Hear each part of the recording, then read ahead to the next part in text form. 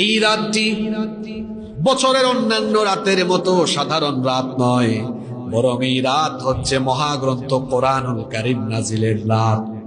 এজন্য রব্বুল আলামিন সূরাতু আল কদরের প্রথম আয়াতে বললেন, ইন্না আনজালনাহু ফি লাইলাতিল কদর, নিশ্চয়ই আমি এটাকে অর্থাৎ এই কোরআনকে কদরের রাতে নাজিল করেছি।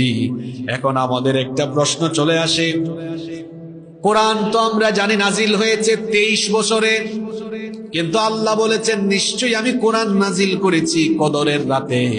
তাহলে কোরআন কি সম্পূর্ণ কদরের রাতে নাজিল হয়েছে নাকি 23 বছরে নাজিল হয়েছে? যদি কদরের রাতে নাজিল হয় তাহলে 23 বছরে যে নাজিল হলো, 23 বছর লাগলো নাজিল হতে, এটা কি কোরআনের আয়াতের সাথে বৈপরীত্য আছে কিনা?